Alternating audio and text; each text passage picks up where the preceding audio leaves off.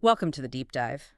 This week, we're shifting gears a bit. We're diving into Teacher Appreciation Week. Yeah, and specifically what teachers really want, not just, the standard stuff. Exactly. Forget the Apple-themed knickknacks for a minute. We've actually talked to a whole bunch of teachers. High school English, middle school math, kindergarten, art, science. Plus, we tapped into experiences from people who know teachers well. Friends, family. Right. So our mission here is pretty straightforward.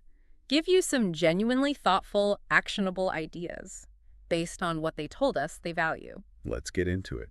What really works. Okay, first up, something maybe a little surprising. Handwritten notes. Seriously. It sounds simple, but don't underestimate it. No, really. My cousin Sarah, she teaches high school English. She actually has what she calls a rainy day stash of these notes. Oh, that's lovely. Huh. And it makes sense. Teachers we spoke to said they keep them, like, for years sometimes. Yeah, they pull them out when things get tough. It's real encouragement. Mm-hmm. And the key seems to be specificity. Totally. Not just a generic thanks for everything, but more like, I finally got fractions because of how you explained it that day with Jamie, Exactly. Yeah. That shows you're paying attention, that their specific effort made a difference. Sarah even said a really good note is, quote, like a hug in paper form. I like that. A hug in paper form. It validates their work on a personal level. Okay, moving on. Gift cards. Now, I'll admit, I used to think these were kind of, I don't know, impersonal. Yeah, that's a common thought. But honestly, teachers seem to love them. Big time. My friend Mike teaches middle school math. He uses his for everything.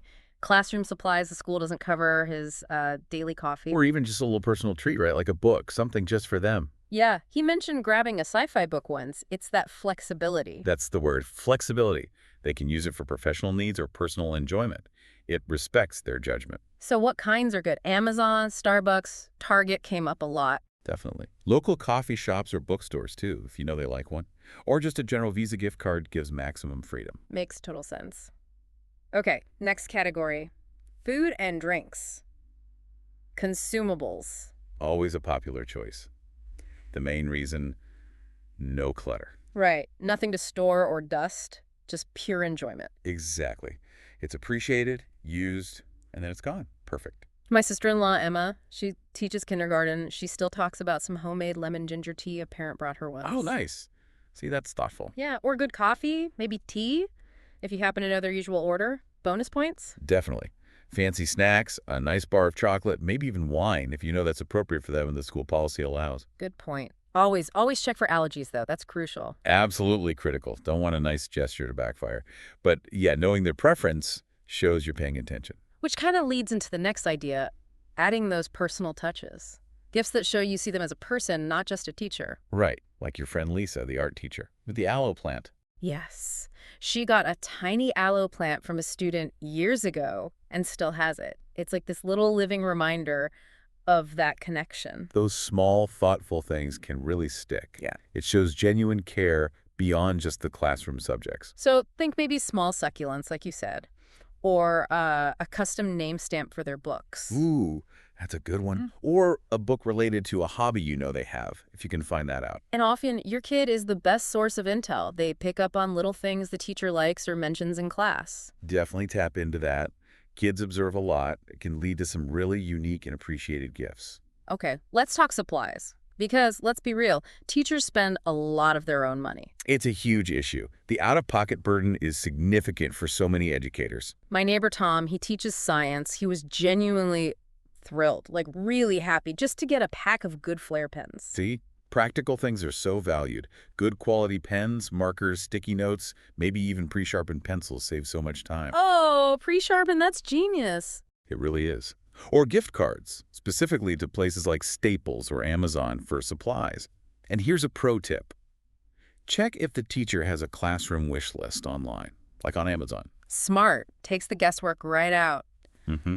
Okay, but beyond physical gifts, there are other things. Priceless things, maybe? Absolutely. Things that money can't buy but mean the world. My aunt taught for over 30 years, and she always said the absolute best reward was just seeing students engaged, really getting it. That feeling of making a difference, of being valued for your effort, that's huge. So how does that translate into appreciation? Well, those thoughtful notes we mentioned, especially if a student writes one. And maybe even sending a copy to the principal, letting the administration know about a teacher's positive impact. That carries weight. That's a great idea. Also, just encouraging active participation in class, supporting the teacher's efforts. And sometimes it's as simple as a sincere face-to-face thank you, acknowledging their hard work. It really does go a long way. Oh, and one more thing.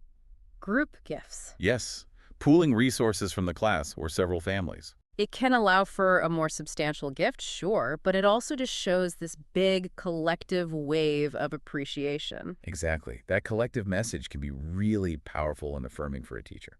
So wrapping this up, I guess the main takeaway from all these teachers is think thoughtful, practical, and personal. Move beyond the generic stuff. Right. Sure, you put a little thought into who they are and what they do every day. Okay, so here's a final thought for you to chew on as you think about Teacher Appreciation Week, or really anytime you want to thank an educator. Consider this.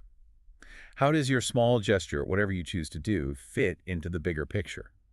How does it contribute, even in a small way, to supporting the whole ecosystem of education and, well, the well-being of the people shaping our future generations? Something to think about.